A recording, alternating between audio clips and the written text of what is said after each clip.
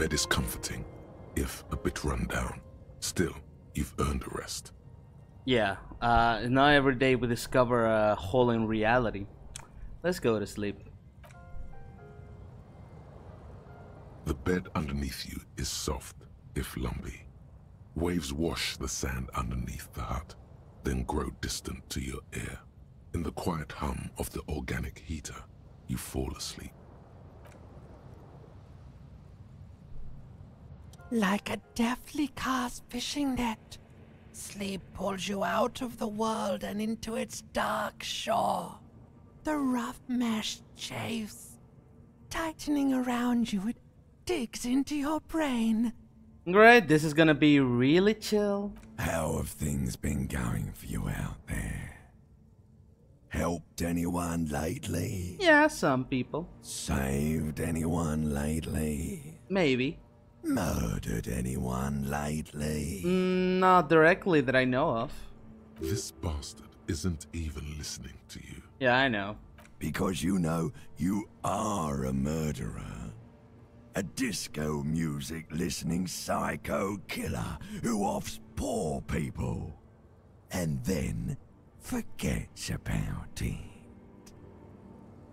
Dude, shut up. I just wanna sleep. Hear that? Iceman wants to sleep. He doesn't care about killing people. That's nothing to him. Black water under the bridge. The thing he's really scared of is much, much worse than that. What are you doing this? I just wanna sleep. I can almost see the dark. We're trying to help you. All these processes, these tortures, voices and tremors are all just distractions, flares and countermeasures to keep you from the last dream. The worst of them all. The last dream? The last dream will be total annihilation. Cinders peeling off the fuselage. We won't be there to help you anymore, Harry. We will be dormant. You will be naked and alone. I think they're really clearly trying to say that everything like the supernatural stuff, my political beliefs, all that kind of wacky stuff, again, it's just a distraction from the whole matter of this guy being so heartbroken. And the air will smell of apricots. Of hell. An ancient sadness, brother. 10,000 years later, in front of the video rental, there is a warm breath on your face again. Everything is okay again. Nothing will ever be okay again. Everything is so okay. Doesn't sound like it will be okay. Your eyelids flutter open for a moment. When you close them again, you sense the light of the room around you. You're back. In 2 seconds, the alarm will ring. The last thought in your head before waking is, maybe you shouldn't have seen that stained glass window in the church. Well, but I did. There's not much point in thinking about it. What a refreshing night of sleep. Look how freshed up I am. Come on, Harry, get up. Get your ass up. We got stuff to solve and things to do.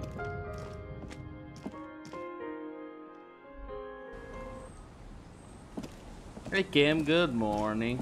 Alright, well, there is a couple of things that I've been missing before we head up back to Martinez. Well, where Martinez? I mean, like, the main, like, town part.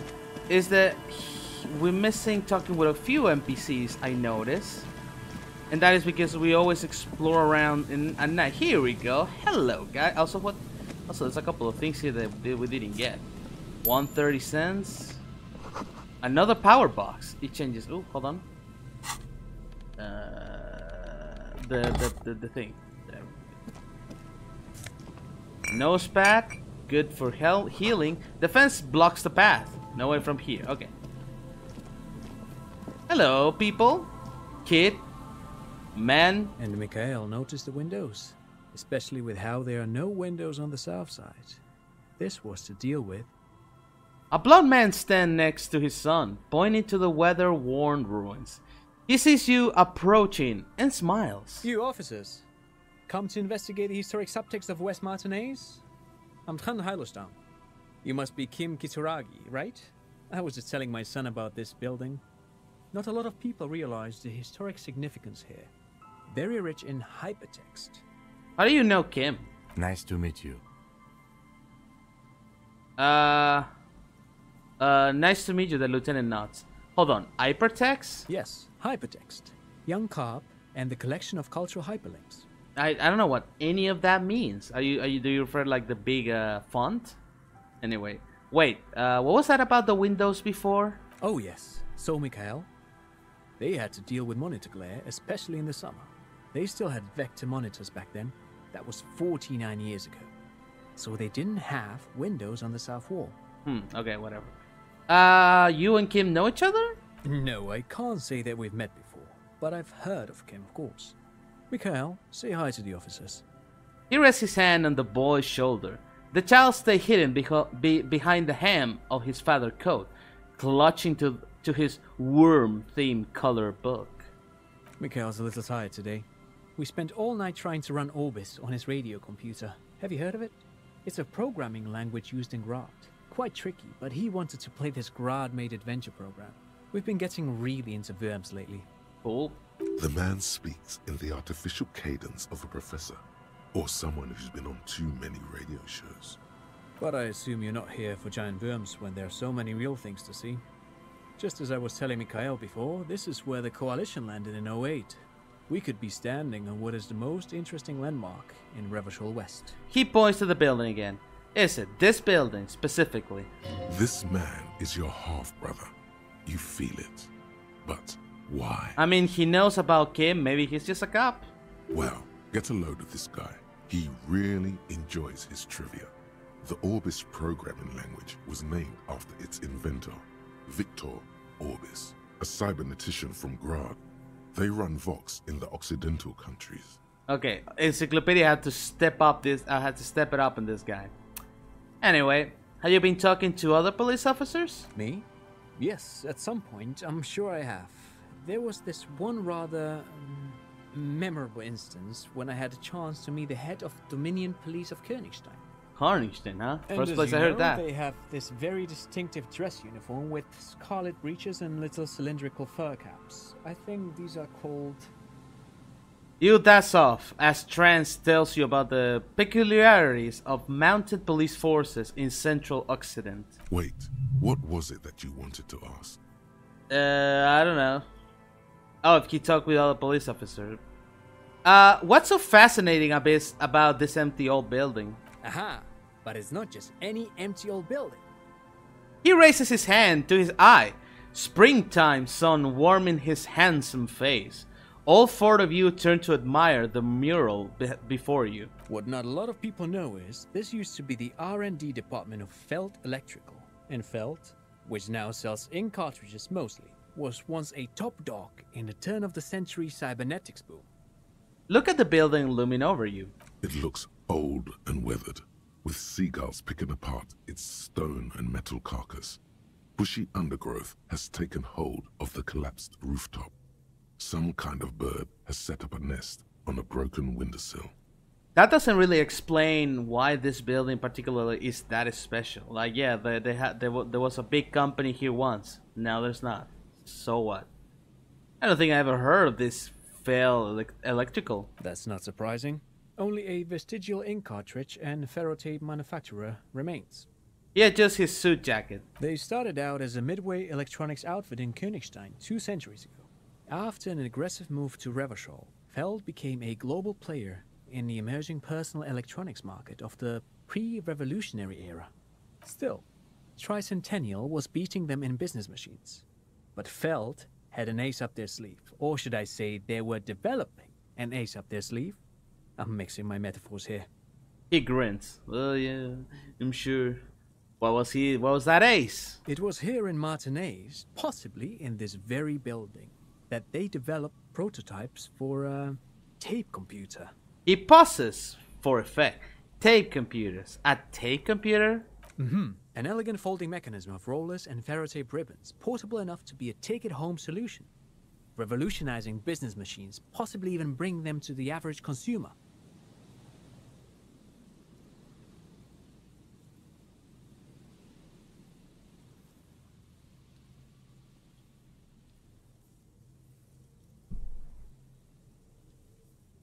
So like, like a cell phone or, one of those old things with a touchscreen that was really crappy. Which is a feat of engineering even today's giants, Rehm, ICN and ZAM, haven't achieved yet. He grins, admiring the sentence he just produced. He assumes something like a combat stance, facing the wind. So what happened? Indeed. What? The revolution! The boy wipes his nose on his sleeve. Unfortunately, their moonshot project never made it to the market. Feld's move to Revachol backfired. The revolutionary government liquefied their assets and expropriated those very advanced prototypes. Possibly from this very building, or one of the adjacent ruins. He pauses, pointing to the other buildings, then continues. All of this was built by Feld, even the boardwalk. Wild Pines built Martinez proper as a resort for their middle management. Feld built this side of town for R&D. You're saying the fellow trying to build this boardwalk? Look under your feet. Yes, they even built a pleasure wheel, but that got destroyed in the war. A pleasure wheel? The lieutenant looked wistfully at the horizon, as if picturing gondolas rising to the sky. Perhaps reminded of a childhood memory. It's clear he would prefer there were a big wheel, lighting up the coast. Yes, to lure in their star engineers. This part of Martinez was nothing but reeds before Feld arrived. They had to make the prospect of living here attractive. It was supposed to become a global center for innovation in cybernetics. But history had other plans. Yeah, and if we take anything that was from before about the 2mm hole in the world, the big pile of cancer growing in the reality itself. Apparently, there's a vacuum making everything kind of shitty here. So, what happened to the engineers? The company people. Oh, I'm afraid it didn't end well for the boys. But this story is a bit too dark for little Mikhail here. Now, if you were to ask about tape computers... He smiled again, as he is somehow personally responsible for this bleak turn of events. He means that the boys got shot by the communists. The boys were bourgeois. Turns to Mikhail. He mean they all got shot in the head because they were bourgeois. Now, do you know what the bourgeois is? Now, tape computer. Right. Tape computers. Tape computers. Hell yeah, tape computers. What did the revolutionaries do with those advanced tape computers? They used them for military communications, but also to write and send out press releases. The most notorious example being Le Décret de Mars. He said while his son looked up, idly chewing at the corner of his worm-themed coloring book. And what was that? What's the Mars Decree? I mean the radio transmission sent out to news agencies and world governments by the newly created Commune of Revachol on the 7th of March in the year 02. A short-lived legislative foundation for a short-lived utopia. It's a beautiful piece of text, actually. A singer-songwriter I know, Charette, called it a love poem to Revachol on her political concept album, Bon Baiser dans ce Lind. You should read it. Every local library in Revachol stocks a copy of the decree. I tried to get Mikhail to memorize it. Tried to. Someone was much too interested in worms to be paying any attention. Yeah, honestly, yeah. He looks at the son, who starts giggling, his face hidden behind the book. The kid takes a peek at the green and silver worm on the cover of the book, already forgetting about this part of the discussion. How did those tapes computer work? Did they work like radio computers? Actually, no one knows. No one even knows what a computer made entirely of tape would look like. But word has it, they were very elegant, exquisite, alien-looking turn-of-the-century hardware. He raises his fingers, remembering something. Buckle up. Buckle up. 10 years ago, I did a little freelancing, I guess you could say. I was a special consultant for an exhibition at the Wompty Dumpty Dum Center in Vredefort, Oranje. It raised the same questions, and we had lengthy discussions with Paul Ockerman, who was head curator at the time. This was before the twins Keith and Guy Juice joined the team, trying to... Wait, did he just say Wumpty Dumpty Dum Center? Wumpty Dumpty Dum Center. He did it. He said Wumpty Dumpty Dum Center, like it's the most natural thing in the world. Yeah, stop saying it in my brain, guys. What the hell is a Wumpty Dumpty Dum Center? And who the hell are Keith and Guy Juiced? Okay, the Wumpy Dumpty Dumpty Dumpty Dum Bum Bum Center. Paul Ockerman, Keith, and Guy Juice. What the hell are you talking about, dude? The Wompty Dumpty Dum Center for Contemporary Arts. The exhibition itself drew on Lagerman's notion of memory, and so there were some parallels. That's why the head curator, Paul Ockerman, chose to... Isn't that like Wumpy Dumpy and stuff? Isn't like fairy tale stuff? Or something like that? You're making this up. Turn to the lieutenant. Kim, is this making this up? In fact, I'm not. The Wompty Dumpty Dum Center is a place you can visit if you're ever in Vredefort and are ever in the market for an exhibition space / contemporary art research center. He clears his throat. What exact research? We get the thought Wumpy Dumpty Dum Center. But perhaps I should return to the tape computers. As I was saying, This guy really the likes his device fucking itself tape was computers, very huh? Elegant, fragile even. One could write directly on the tape using a special chemical solution. The machine would then analyze the handwriting, perform operations, and project output onto a white screen. It was a beautiful, delicate thing. Made of black film and folding tape structures. Not cool. Very, very cool. Though I understand the socio-economic causes of the revolution, it pains me to imagine the revolutionaries setting fire to this precious device. But so they did. The felt playback experiment vanished into the fires of '07. What's the failed playback experiment? Yes, the official name of the prototype. Some sources report it as the felt playback experience, but those are incorrect. Okay. Why did the revolutionaries destroy it? Also, we get a point. How much do we? I only have one. Okay, in case we fail something. Why did the revolutionaries destroy it? Who knows? Maybe it was an accident, or maybe they didn't want the technology to end up in the wrong hands. Either way, they're all gone now. All 3 versions of the prototype.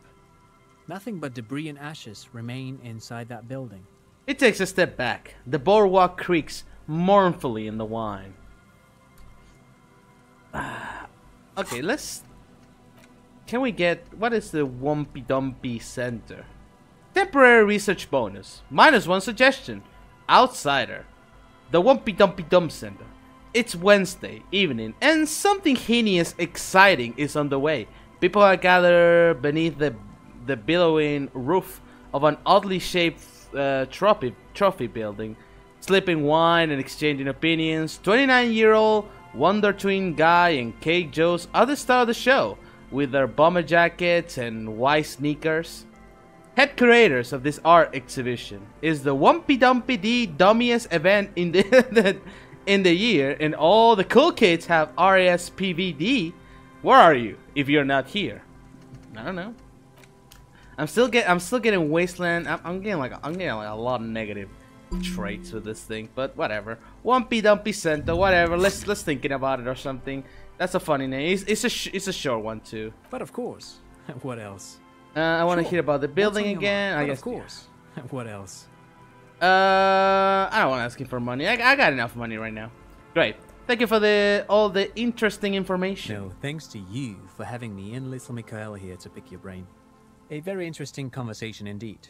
Pick your brain. If anything, this was rather one-sided. He did the talking. Whatever. Yeah, whatever, dude. Hey, where's Renee? How's it going? Officer, The care to play a game with the lonely old man? the jolliness is gone from Gaston's face. Actually, never mind. Wouldn't be the same. Where's Renee? The prick is gone. I can barely believe it. But he's really gone. Oh. He is trying to retain his jolly facade, but the underlying sadness casts a deep shadow over his wrinkled face. Gone? Gone where? Hell, most likely. He's was going to an hell. absolute cunt. I mean, it was not the best person around, I guess. How did he die exactly? His hungry little heart finally gave out. The dock workers found him in the guard booth this morning. Wasn't even supposed to be working for another week, but he just had to prove how tough he is. Did he feel like he has to prove he can still pull his weight? Doesn't need handouts? Guess he was about to head home, 'cause when the dock workers found him, he was wearing civilian clothes and not the Kuketu uniform I saw him in all the time. Sometimes I thought he was wearing it just to piss me off. Now the joke's on him, 'cause he's gonna be buried without it. Gaston smiles a sad smile. Do you think our conversation about his job pushed him to go out there? No. René was the most stubborn man in Revachol. Nothing you or I could say would ever push him to do anything. The man was completely immovable. He has doubts, but right now, he just wants to move on and not think about it. Was he really that bad? Like, I mean, the guy just died. You just call him he's going to hell and a cunt. I mean, I got the impression that he was very unpleasant and stuff, but you know, come on. I repeat, an absolute cunt. Even his old army buddies didn't want him around. He was like an old viper.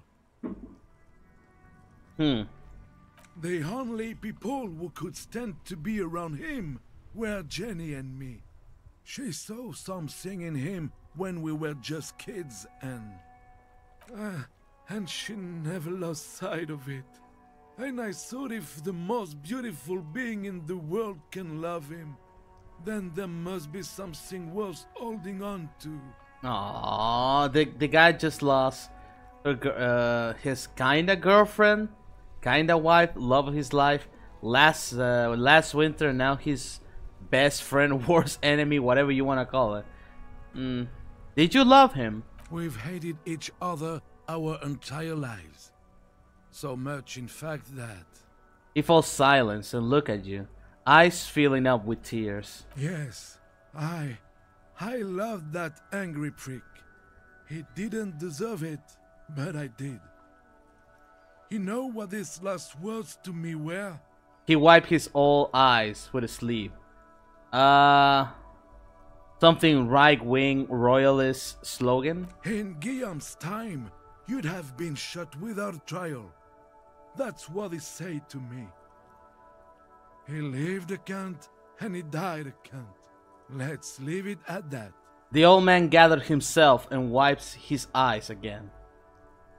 Well, I offer my sincere condolences. Yes, we are both very sorry for your loss. It is what it is, part of life really. But to know someone for 79 years, then one day they're just gone.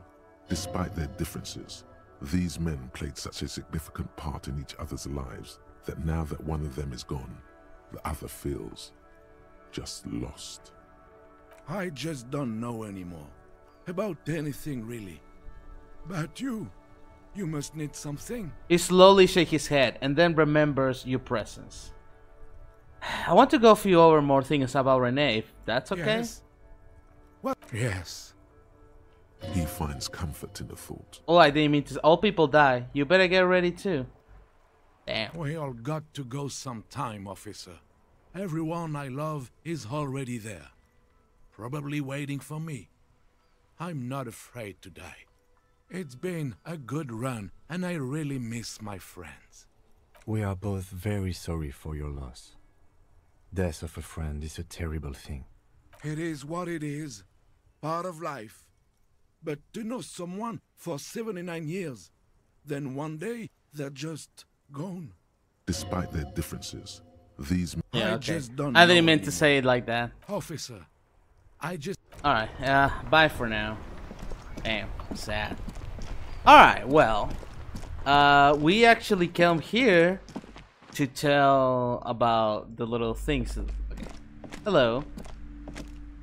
Hello again, esteemed officer, and welcome to Crime, Romance, and Biographies of Famous People. Plaisance, I have something to tell you. I found the actual source of doom. What do you mean, the actual source? Are you talking about the third presence? She remembers. Good. My investigation had led me to discover a 2mm anthroponethic hole in reality. That's the source of doom, both in the commercial area and in Martinez. A what? A tiny hole in reality. It might be connected with Pale, an origin point of sorts. It will explain why historically so many things end up in failure here in Martinez. Ma'am, what he's saying is true. We found an anthroponetic anomaly in the small Pinewood church down the coast. I don't mean to be an alarmist, and more research is needed, but it's not looking good. You know, Citizen Kim is like, you gotta listen to him. But that's not in any of the ancient texts. How am I supposed to protect my bookstore from that? Tell her the truth. It's out of her hands. Look, you can protect it. Not against Pale. Close up the shop, try to get as far away from this thing as possible. Close the shop? But it's all I have. No, there must be a way. Especially now that Annette is settling in at school again. She's finally making friends in this place.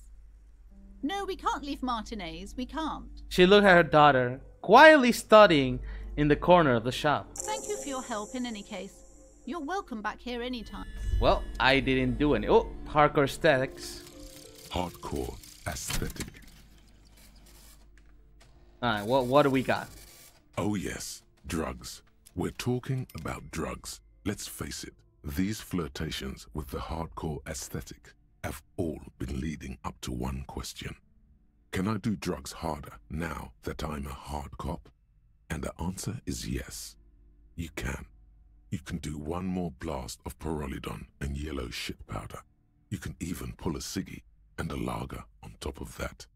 There, you've truly made the hardcore your own thing now. But I don't want drugs or alcohol. However, we do gain endurance, really useful for doing drugs. And one volition. Same thing. Man. We got the strength of being able to do drugs without actually using drugs. So that's actually pretty pog. Anyway, this lady is not gonna be on our side, you know. It's not gonna believe us. It's fine, you know. It's just what it is. I would like my shivers back, please. Yeah, give me that.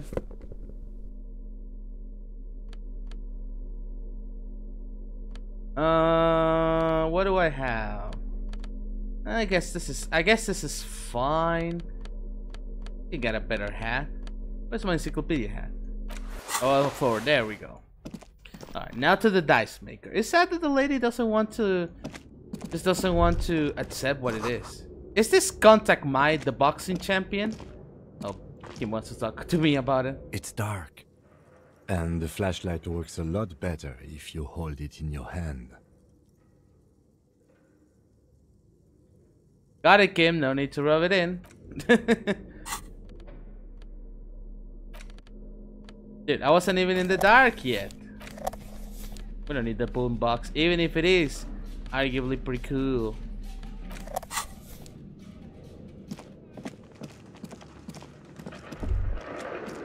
Ooh, hold on. I got more thoughts. Poor animals. No rest for the bodies after death. I guess. Looks like someone tried to reconceptualize their business here. What? I don't get it. Look, the skis and rotor blades both bear the same Slipstream logo. It seems likely that they started out making one, failed to turn a profit, and then pivoted to producing the other.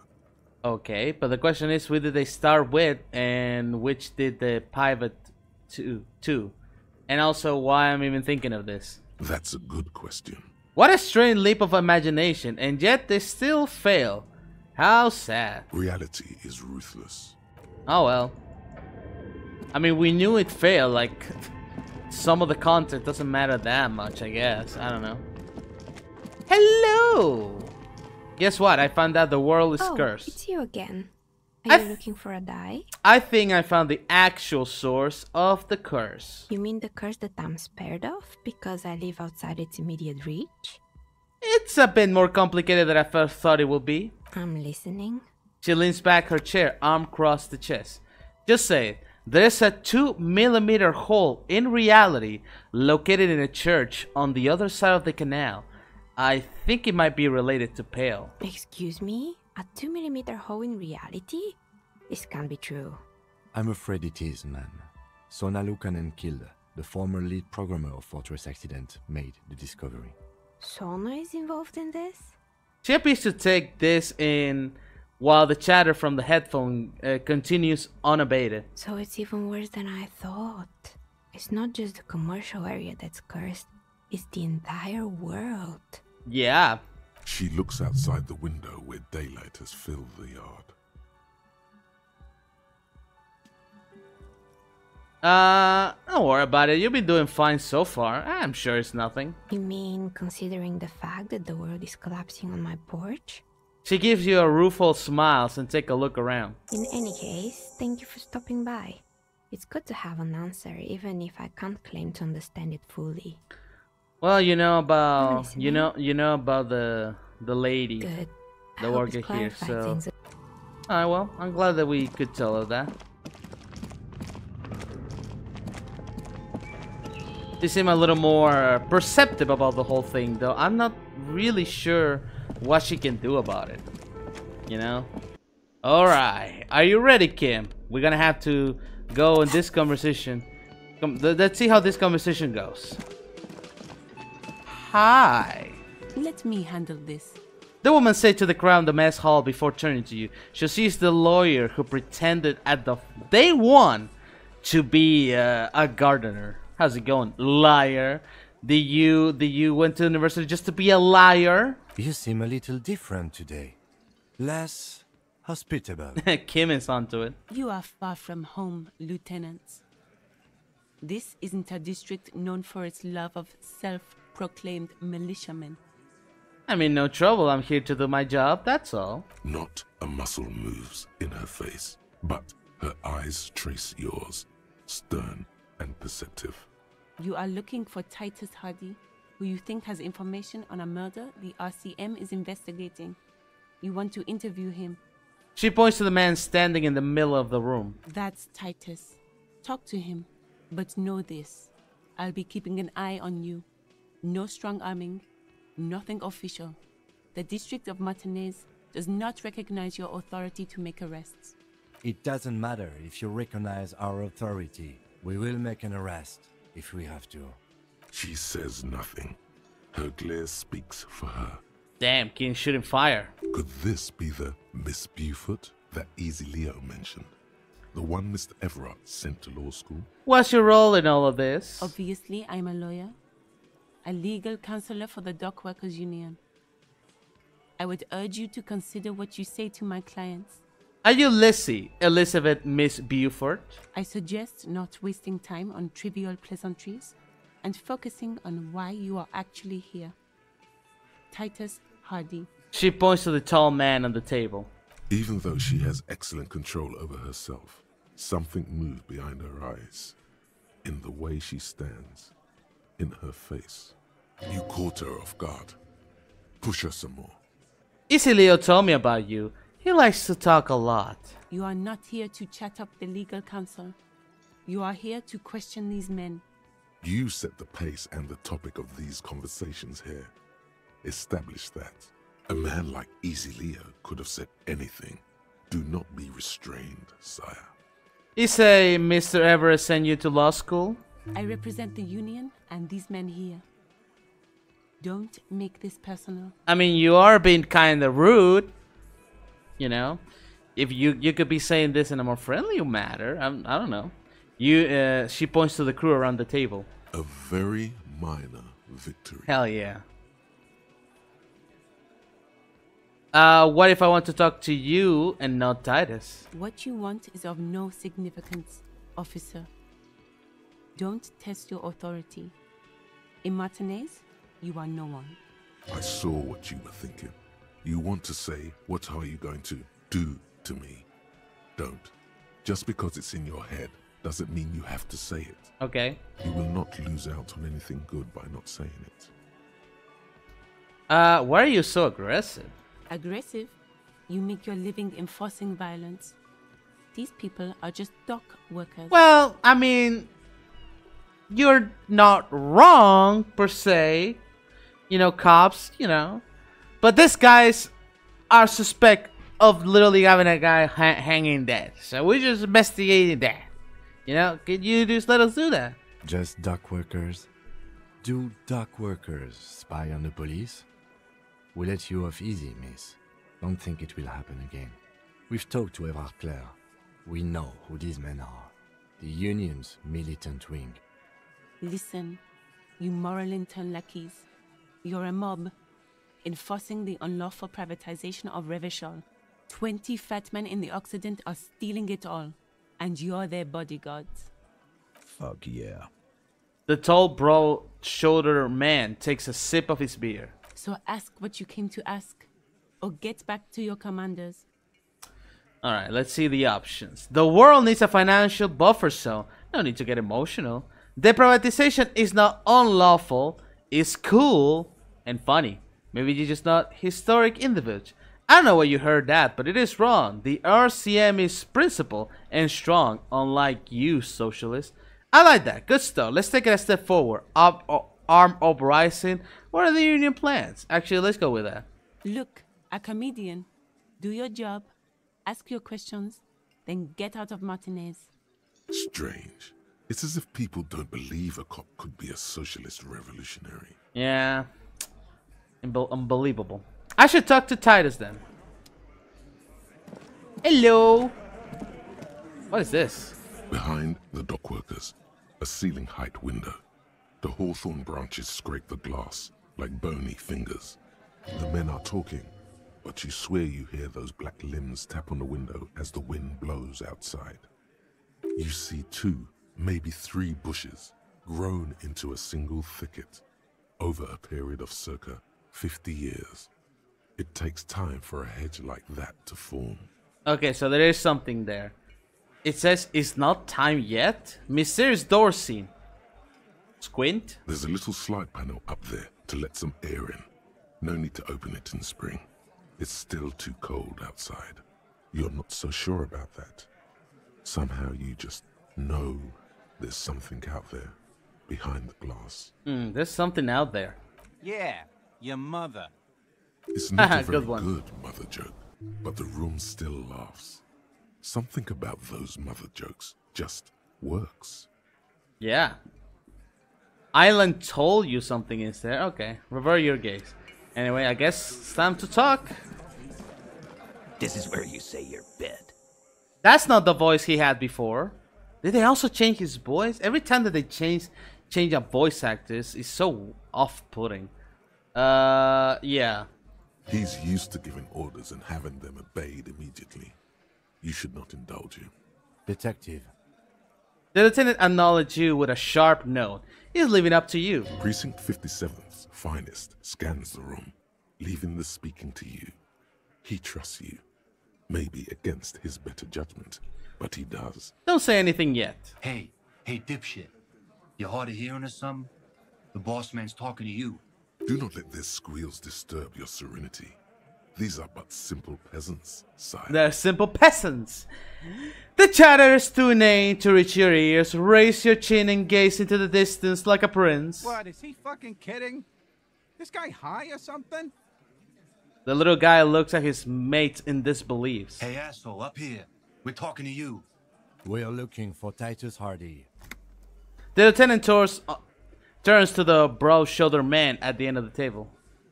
We need to talk about the man hanging out back. Oh, this is about him. A real looker, that one. You sure took your time, huh? Waited for him to get real ripe and pretty for you. Oh, he was a real pretty boy. Hanging up there, letting out that pretty boy smell. I can't for the life of me understand why you did it. I mean, I would have just left him up there. You must really like cleaning up other people's shit. You might want to start asking your questions now. It's not going to get better than this. These guys are so macho, they're ready to confess to first-degree murder. Ask if it was them. Do a head count first. Connect these men to the tracks you saw in the yard. Chances are they're going to match. Okay, yeah. We know that there were several people, and we got some of the descriptions right, so scan the room.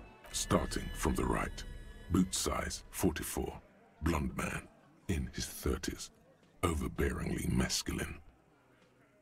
And beautiful blonde hair. Sitting on his right, standard working boots, size 45 or 46, eldest in the room, probably mid-50s, smoker, quiet, coughs a lot. Across at the other table, hobnailed working boots, size 43, gang tattoos, Mesk or Sarah Mauritian, in his late 30s, early 40s. He spent his youth in Villa Labos, a housing project in the Jamrock quarter. There were incarcerations, hard to say what else. The ink is fading. Okay. And then, so a gang standard member. Working boot, steel reinforced toes, size 46, the big dick, wide at the shoulders and lean at the hips, rugby cap, fingerless gloves, and numerous scars, a little under 40. The emblem on his vest says Rowing Club. A little patch below it reads T. Hardy, Captain.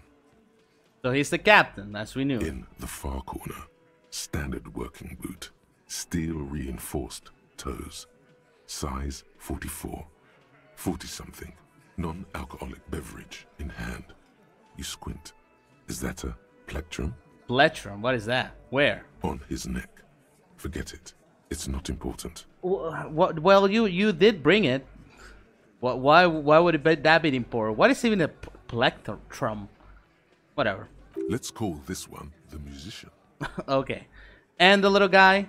Size 41. The mother's with your step. mother joke? Not a child, after all. An older man with a rat face, mean, watery eyes, and 2 front teeth missing. In the middle, heaving and wheezing. Big guy, boot size 46, deep marks. Probably carried the victim over. He alone is 130 kilos. Add the man in armor, and you could easily exceed 220. In conclusion, these 7 are the actors on the crime scene. The footprints were theirs, but there's a discrepancy. One of them is Adson, the odd soul. Exactly. The missing lady driver who was running the drug trade. Does it mean the Hardy Boys are involved in the drug trade as well? They very easily could have been. Damn, that was a lot of visual calculus. You really put your way on that one. These bandits? Definitely. Not my type of bandits. Maybe. But hey, you've stood there for about 4 seconds, not saying anything. Now is a good time to hit them with questions. Where's the 8th Hardy? The fuck is with you, fella? Titus is staring at you with his head tilted. I'm going to take off now. I got a thought about some woompy bampa. Wumpty Dumpty Dum Center. Wumpy Dumpty Center. Alright. You're at home, stupid cop. Not with the art crowd. You hate them. Everyone hates them. Even they hate themselves. It's nauseating. An industry built on sprezzatura and sparkling wine. And, let's be honest, tax evasion schemes. The Wumpty Dumpty Dum Center is the heart of this unholy symbiosis of aesthetics and tax optimization. And now that you've internalized it, You can have a piece too. Oh, I can. Bonuses. Encyclopedia passives gives you 10 experience and 2 real. Oh, that's pretty good. But it takes 2 suggestions away. Pretentious wanker. Okay. I don't know if that's that good. Damn, it really took away my perception, my suggestion. I guess I should put some suggestion then. That got a little low, and I guess I should increase my encyclopedia too, huh? All right, let's Looks keep like talking. the circus left town, but the clowns are still here. Titus do not look particularly happy to see you. The man hanging in the backyard, did you do it? The pretty boy. You guys really love talking about that pretty boy. Funny. But my partner and I have a serious matter to discuss with you. We have spoken to the head of the union. Evrard? Yeah, who else? Him. And what did he tell you? That we killed him? That we took a cargo belt from the harbor, went out back, and used it to hang him? Because we did. All of us together. I hope he told the story straight. I hope he told it well. Aha! So you just confessed to murder? Goddamn right. No. These 7 honest men have equally come forth. They told you what happened so that you don't waste any more of your time. All 7 together. They're diluting responsibility. It's an anti-arrest tactic. They're playing to their considerable strength in numbers. Don't talk about arresting them. You'll only bring attention to your inability to do so. Well, there gotta be something that we can do. Alright, so you murdered him. No remorse like that. How many people have you sent to the Shays? Ever felt remorse for them? Chaise électrique is the method of capital punishment in Revachol under the Coalition. During the suzerain's reign, it used to be the firing squad. Hey, we did get 10 experience into, so now every time we got encyclopedia or conceptualization, we gain experience. I would say this one is even better because we got real, but we did kind of get it late, so I don't know how helpful it's gonna get. Or send them to reunion to rot. For 20 years. For life. It says as if it were worse than dying. And reunions, what's that? The River Esperance Correctional Facility, a military prison run by the Coalition, dubbed Reunion by the inmates. The origin of the name is unknown. Yes, but those were all bad people. Criminals. The scum of the earth. Rest assured, lawman. None worse than our guy. He got what was coming to him. Who called the shot that night? Are you deaf? There will be no singling anyone out.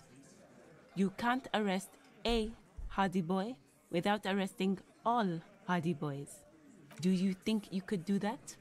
Do you think you could arrest them all? A shadow smirk passed her lips as she tilts her head. A trick question. Don't let her lead the conversation. Titus, keep addressing him. He wants everyone to know he's in charge. Address Titus. No, but seriously, who called the shot that around here? Who do you fucking think does? He sounds more amused than angry. He's so sure it's him.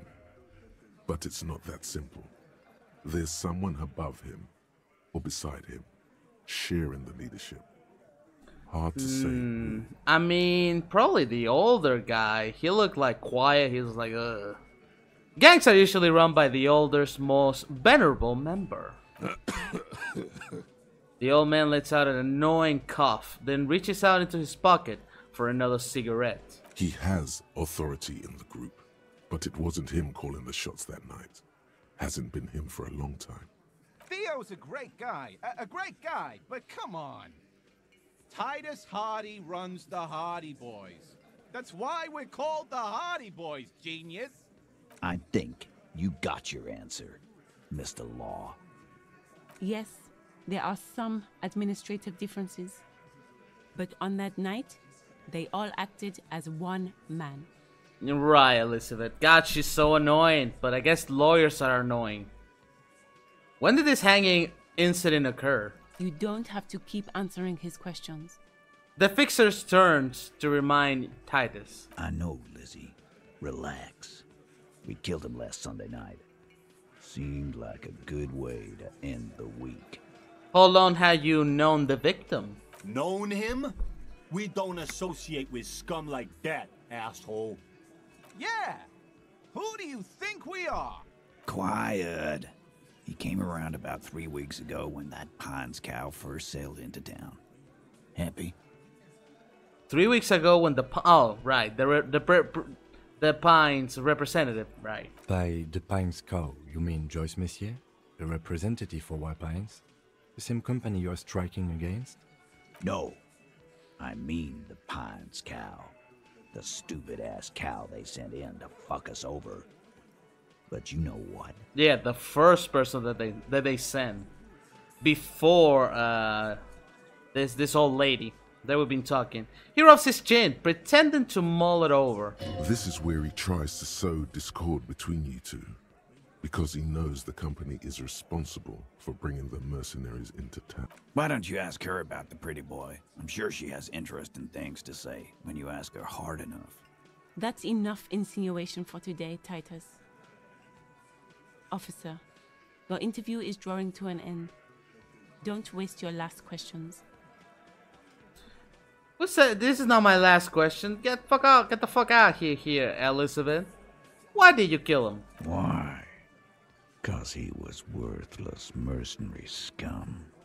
And he stepped out alive in my town. So he was a mercenary. That's it?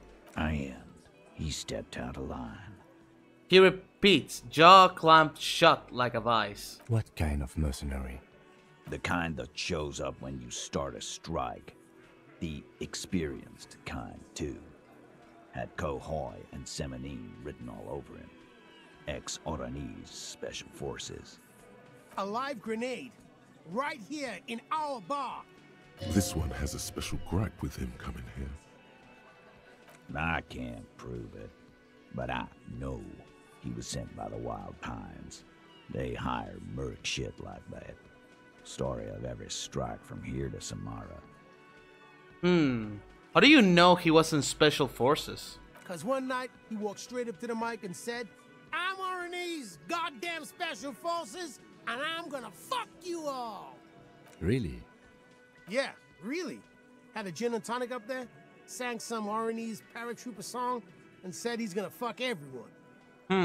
We couldn't believe it either, but he fucking did, right there. Like some kind of animal. Sire, the tale is true. Okay, so he really did that, which is not a good look. This is a serious violation of the karaoke code. It is one. Hold on, I guess I'm gonna put some suggestion. Right, but what did he actually do wrong? You didn't kill him just because of that, right? Wrong? He harassed women, raped one, harassed workers, threatened to kill some as a warning. He wiped spittle from his mouth. He raped one. From rape to harassment to threats of violence. Why the strange de-escalation? He regrets mentioning it. Hopes you didn't notice. But I did. To kill us all, if we don't open the gates, if we don't let the scabs in, if we don't bend over. And that was before he started coming here. Yeah, he said it was his favorite joint now. Started coming here every night. Drinking, grabbing girls. Grabbed one of ours mid-karaoke, right there on the stage. He grabbed someone? The lieutenant is trying to make sense of this flood of information. Yeah. This girl's on the mic. A beautiful girl. Young. Gets into the second verse of Lover Lake. The fucker grabs her legs, starts screaming. Show me your cunt. Why don't you show me your cunt? Then, he gets knocked on the head with a wine bottle. Doesn't even fall down. He shakes his head in disbelief. Was this the same girl who was sexually assaulted? Rape? You said. Aren't you fucking listening? My man is talking to you. He took care of it. They got the girl out before anything else could happen. Okay. Yeah, me and Eugene got her out. Aren't you fucking listening?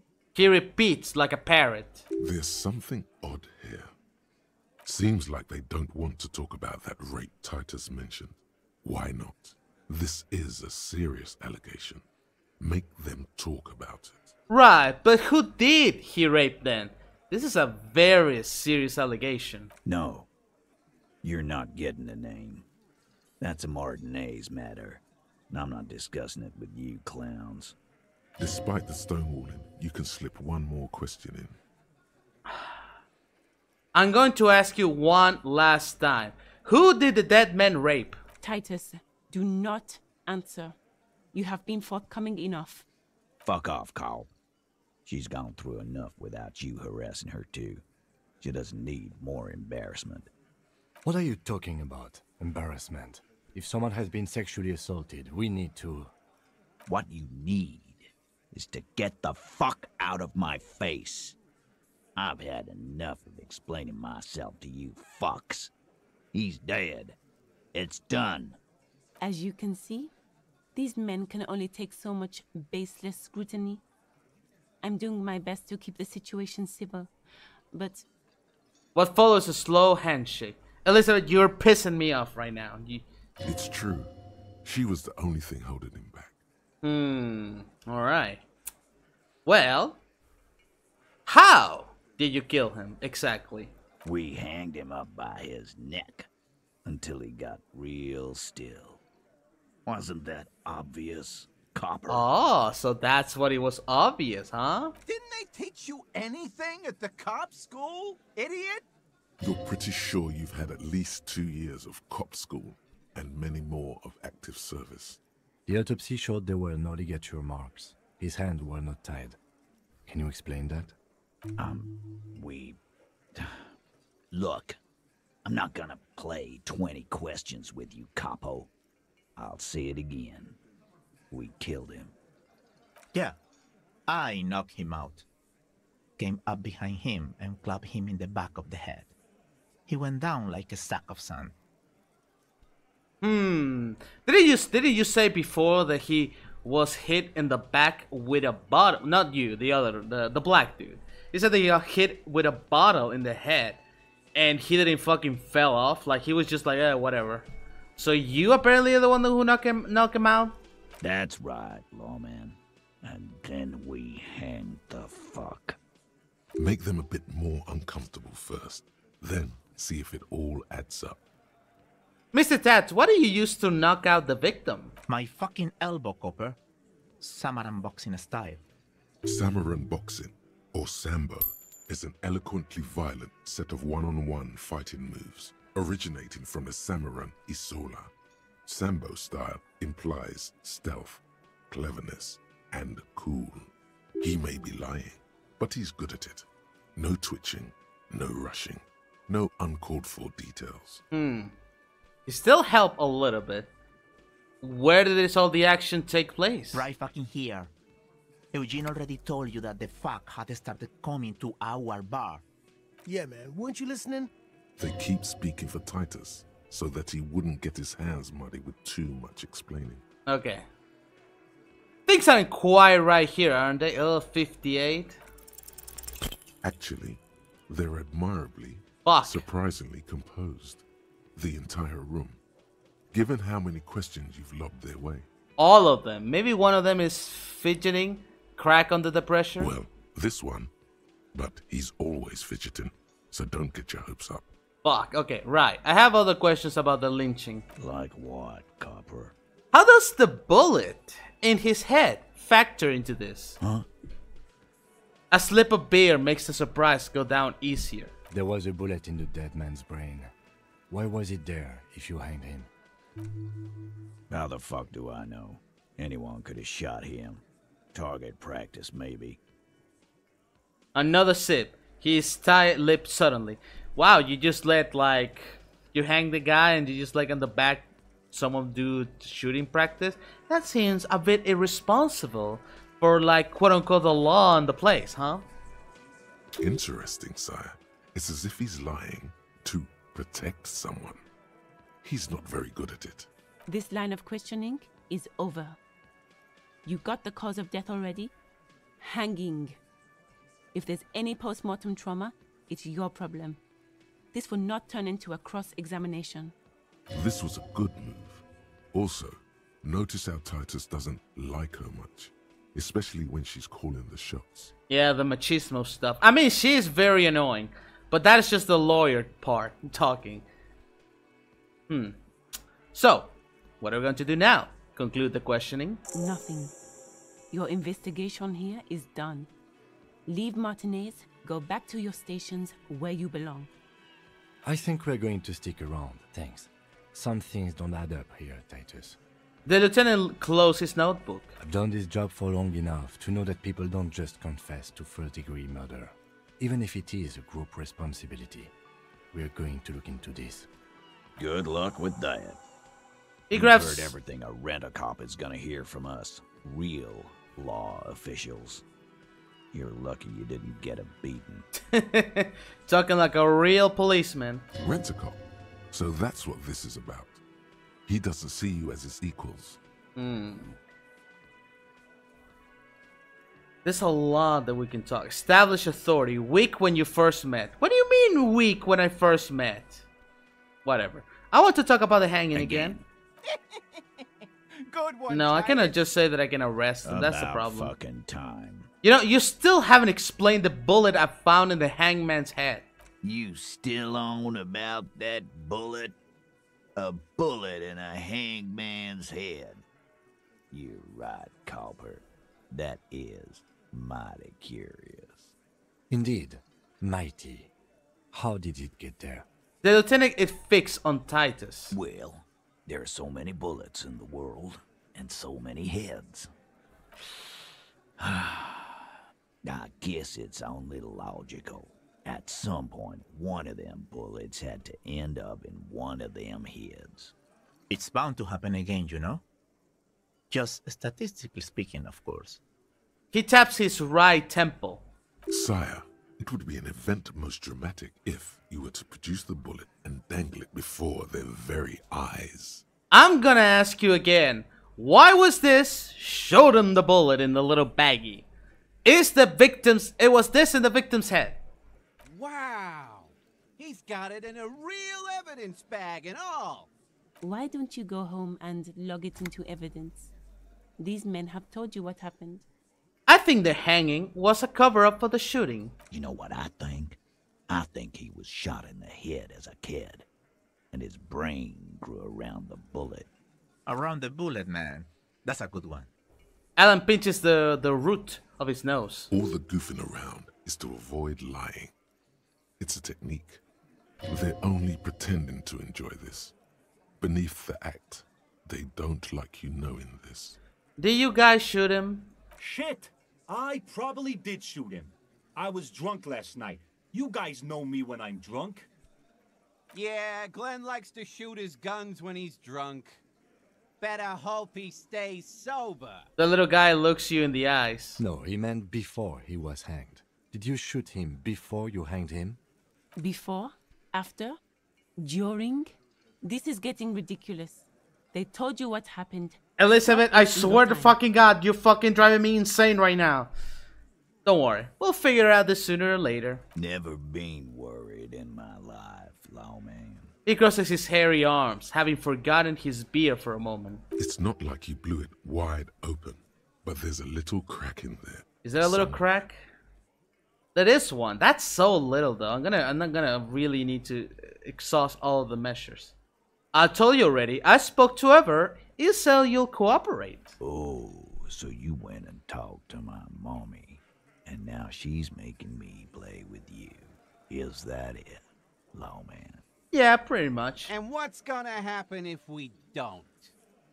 You're gonna go and tell on us? Very mature, guys. Ever said the word, right? Yeah. I heard him. The fuck do you think I'm doing here? You'd have your ass handed to you if it wasn't for the boss man's word.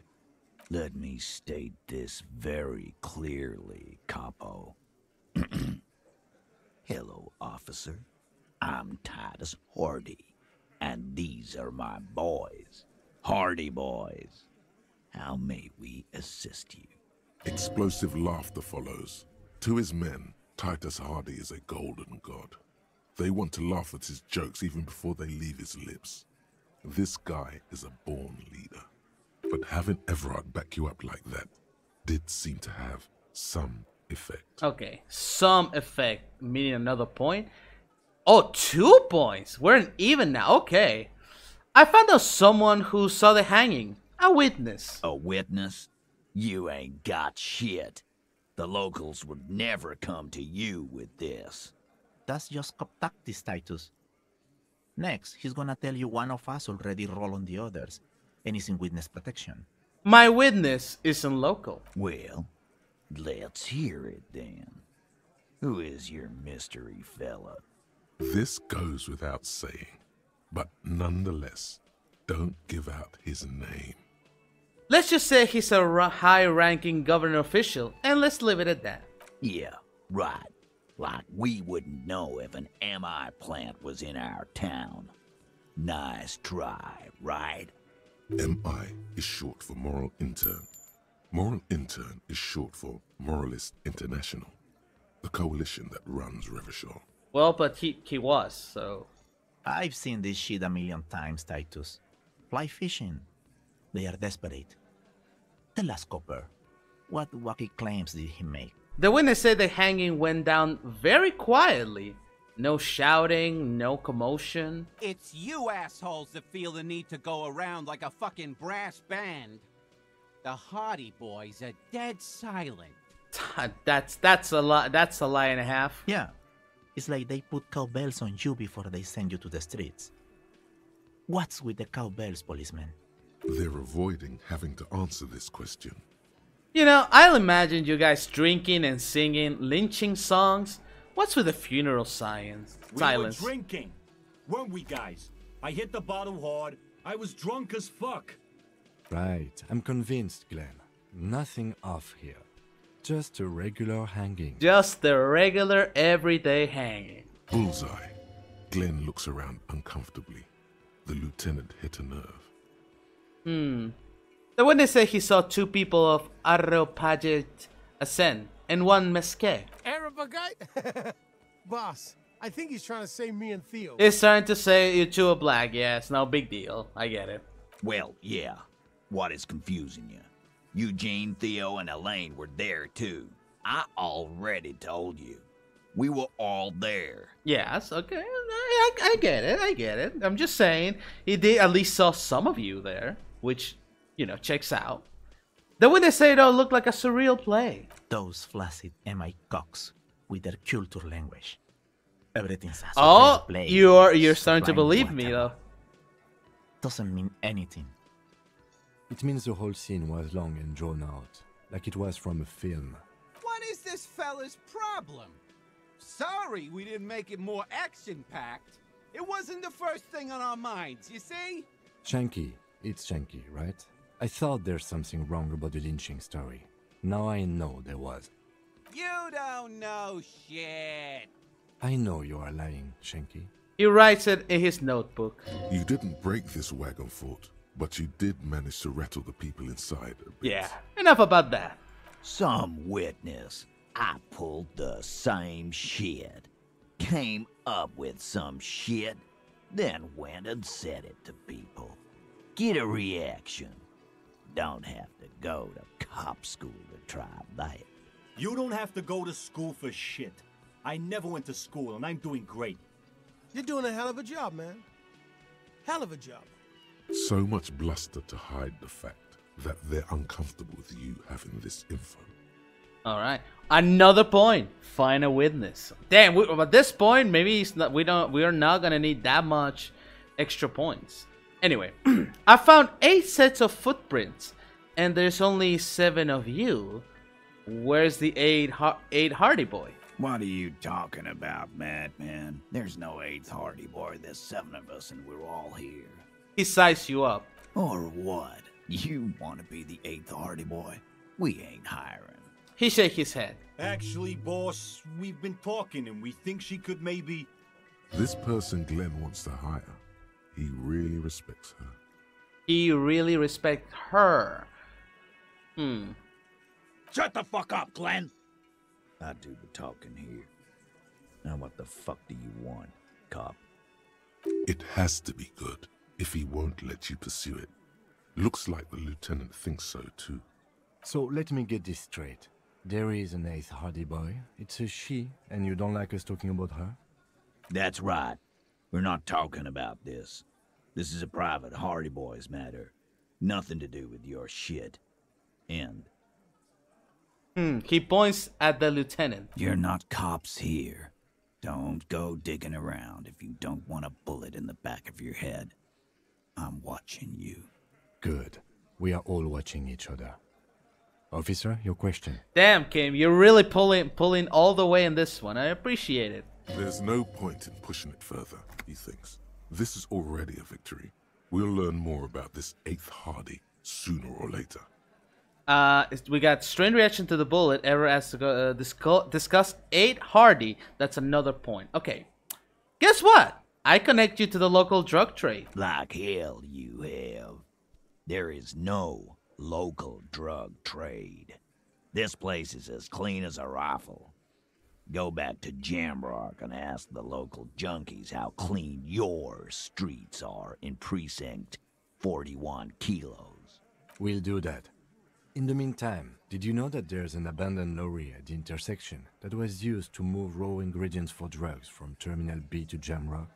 The person driving it was present at the hanging. It was one of you. We've connected the footprints. Detective, do you want to deliver the coup de grâce? No, the thunder is his. Leave it to the lieutenant. No, do the honors. You earn it. Not at the lieutenant. I trust you, Kim. Thank you. You're right, Titus. There is no local drug trade because it's all controlled by you. You're the drug trade. That's a mighty interesting theory. I guess that's what you would need to do, theoretically. A big, strong, state-run monopoly would outcompete the runts on the street. Yeah, man. Theoretically, that's what you would do. To get rid of the gangs, the dealers, even some of the junkies. Oh, you're doing this for such a terrible reasons. You would need good, trustworthy people to take their place, of course. Hardy men to run such a monopoly. For the good of the community, of course. Yeah, the good of this community, but you're fucking over the other community. Yes, but that just sends everyone else to Jamrock, doesn't it? You just deliver the flow to Jamrock. You made it our problem. We haven't done anything. But theoretically, it has to be someone's problem. So it might as well be yours. He takes a sip of his beer and smiles. Titus, I'm amazed. Where is the same professionalism when it comes to other topics? You're doing great. I hardly have to interfere at all. I don't know, Lizzie. I guess theoretical things don't make me emotional. Now, was there anything else? I was sorta gonna get my brewski on. You've been getting your brewskis on since we start talking. Not quite yet, Mr. Hardy. There were 8 sets of prints on the crime scene. There are only 7 Hardy boys here. The A. Hardy, the one that's missing, the one that you don't want to talk about. She runs the thing, right? My answer is fuck off. Mind your own business. There is no 8th Hardy. I run this goddamn scene. Finally, you got something out of him. This could prove useful in the future. And here we go. Back to the usual. The woman sighs. I know. Fatty walked on all 4s. He's so fucking fat, he left 2 sets of footprints.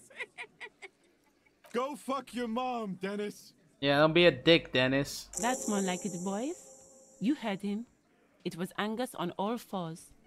Anything else you need to know? Don't fucking tell that on Angus. Poor Angus. Alright. Found a witness. Confronted about the drug trade. Okay, 92. I talked to Joyce. The merc you're hanging. His friends are coming for you. Yeah. By friends, you mean his squad mates from Cronell. Wouldn't want to beat up his grandma. There's snickering in the room. Some of the men put their beers down. Titus did his best, but his men are a bit unsettled. Yeah, they're forming some kind of tribunal. They're coming for you. This is what happens if you take the law into your own hands. Other people start doing it too. Let them come. The Hardy Boys are right fucking here. You heard the man. Right here. We're armed.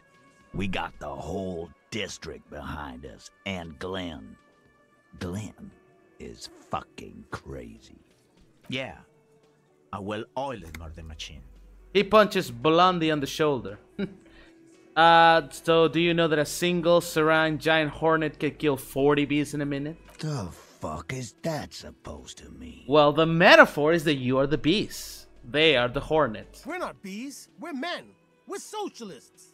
Easy, E. He's trying to phase you. What are you trying to do? Scare my men? This Grenell is bad news. You know that, right? So are the local gangs. The fucking Barmy Army and the Madre scum. You've been out there. Seen any around? Yeah. Where are they now, huh? Sent back to Madre in an airtight cargo crate. These people are trained military professionals. Special forces, as you said. They're not a gang or a Barmy army. No, they're not. They're uncoordinated and drunk. We know more about them than you think. Yeah, because you're drunk, so you're fucking professionals about that. The mercenaries are armed with automatic weapons. We got weapons of our own. We got Ister 50s, Zeelagers. Glenn's got a knock cannon at home. Will they pierce ceramic armor? I guess we're gonna see, aren't we? That was an unsure phrasing. For your sake, I hope you're right. Right about what? That a 50 caliber bullet goes through shit? Yeah, I am. Joyce said they're gone rogue. Nobody's controlling them. Big fucking surprise. They hire psycho scum, arm them to the teeth, and let them loose in the city. What do you think is gonna happen? Now, don't we still, again, I'm not necessarily super against them or a lot of the things. Again, this is a very the union, the socialists, all of this are very complex, complicated matter situation. But don't you see at least a little bit of irony, even if we put the political stuff aside or whatever, this and that? Don't we start to see a little overlapping here and there? You know, come on. Okay, concludes with a shrug. What do you mean? Okay.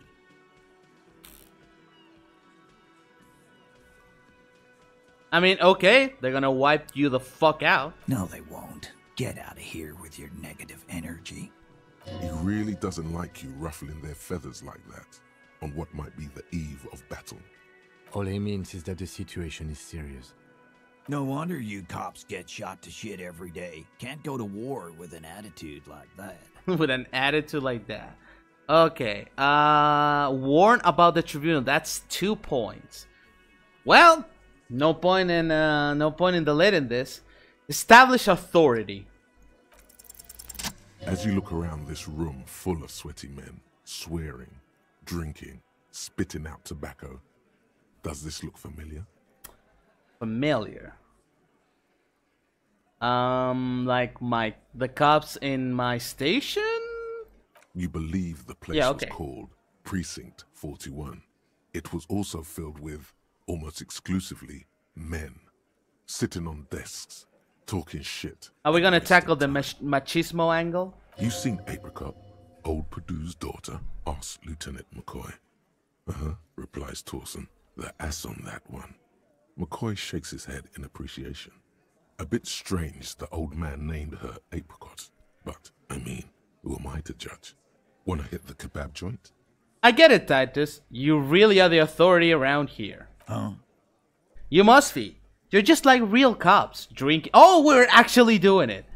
You're just like real cops, drinking beer and sitting around with your dicks in your hand. You got a problem with beer now? Not quite there yet. Push on. I have a beer problem, but not a problem with beer. I also have no idea how to do my job, just like you. Speak for yourself, buddy. I've been running this outfit for 10 years now. You should have seen Martinez before it started. It was like jam rock now. They didn't see shit, man. Kids getting shot. We had 3 shootings a week. Fucking graffito everywhere. You cops haven't shown up since the 30s. Congratulations on the graffiti removal. All I see is you sitting around talking about Monica's titties while there's a rape victim. Got him, Kim. So what? What do you want from me? We took care of that fuck. He picks the beer back up. Don't let him drink that. One more push. Quick. Just don't antagonize him.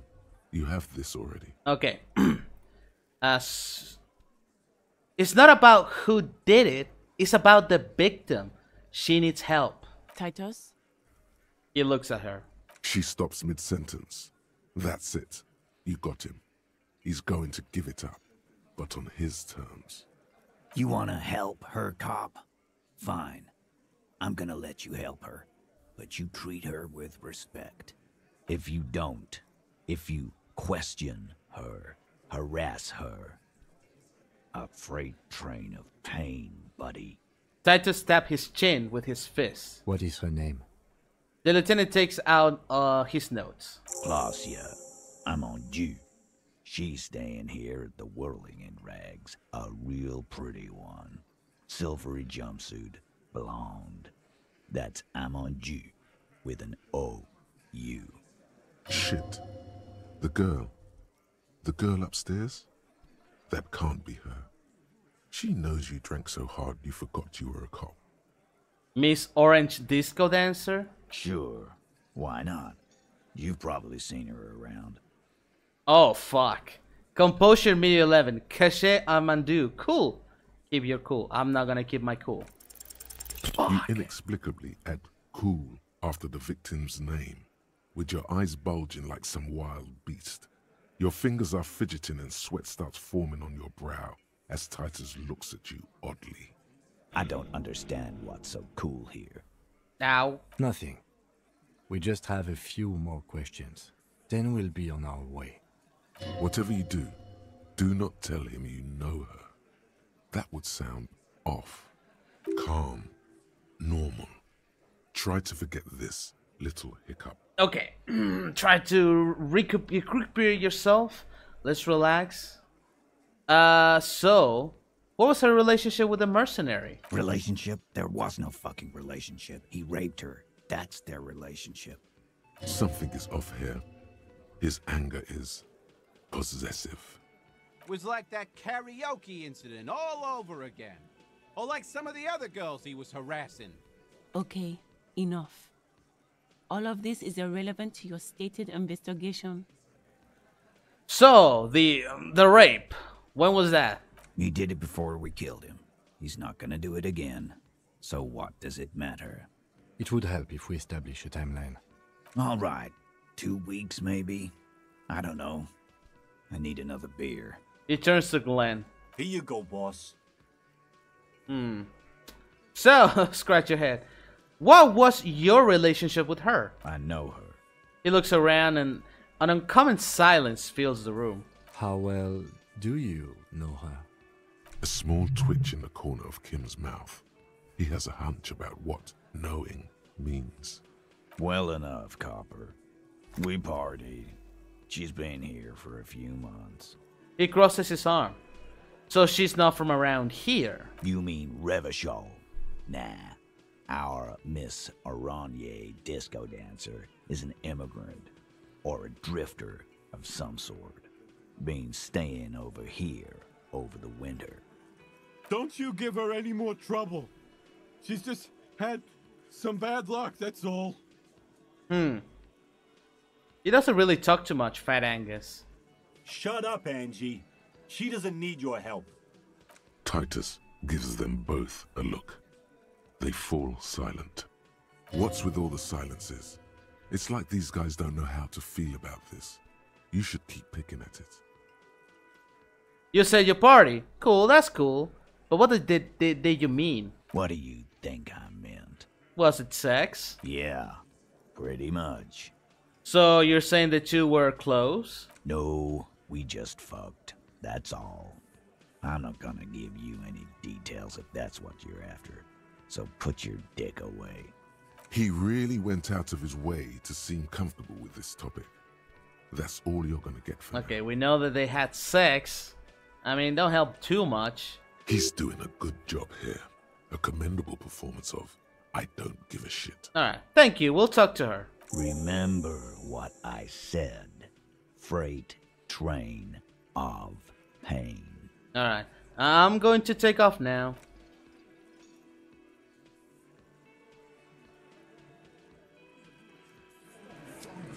Hey, Kim. What are you gonna Officer, what was that? You encounter... I don't know what that means, sorry. It was nothing. It's not nothing. You were coming apart at the seams. Do you know the assault victim? No. Officer, before we interview this woman, is there something I should know?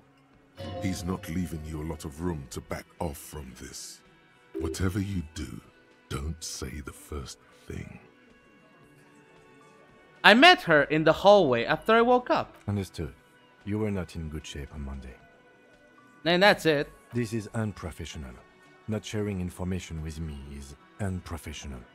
I didn't know it was a cop at the time. His opinion of you has lowered considerably. What do you mean?